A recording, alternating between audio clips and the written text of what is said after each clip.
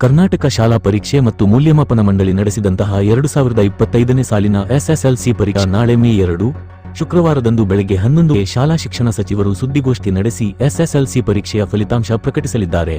March 21ರಿಂದ April 4ರವರೆಗೆ ನಡೆದ ಪರೀಕ್ಷೆಗಳಿಗೆ 8.96 ಲಕ್ಷಕ್ಕೂ ಹೆಚ್ಚು ವಿದ್ಯಾರ್ಥಿಗಳು ಹಾಜರಾಗಿದ್ದರು. ವಿದ್ಯಾರ್ಥಿಗಳು ಗಮನಿಸಬೇಕಾದ ಅಂಶ. ಇನ್ನು ಮುಖ್ಯವಾಗಿ ಗಮನಿಸಬೇಕಾದ ಅಂಶವೆಂದರೆ ಕಾರ್ಡ್ ರಿಸಲ್ಟ್ಸ್. nic.in ವೆಬ್ಸೈಟ್ನಲ್ಲಿ ನೀವು ಎಸ್ಎಸ್ಎಲ್ಸಿ ಫಲಿತಾಂಶವನ್ನು ನೋಡಬೇಕಾದರೆ ಮಧ್ಯಾಹ್ನ 12ವರೆಗೆ ನೋಡಬಹುದು.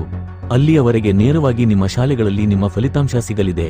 ಅಲ್ಲದೆ ಫಲಿತಾಂಶಗಳನ್ನು ಪರಿಶೀಲಿಸುವಾಗ ವಿದ್ಯಾರ್ಥಿಗಳು ತಮ್ಮ ಪರೀಕ್ಷಾ ಹಾಲ್ ಟಿಕೆಟ್ಗಳನ್ನು ಕೈಯಲ್ಲಿ ಇಟ್ಟುಕೊಳ್ಳಿ.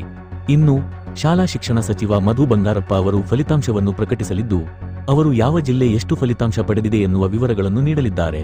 ಇದಾದ ಬಳಿಕ ನೀವು ವೆಬ್ಸೈಟ್ ಮೂಲಕ ನಿಮ್ಮ ಫಲಿತಾಂಶವನ್ನು ನೋಡಬಹುದು.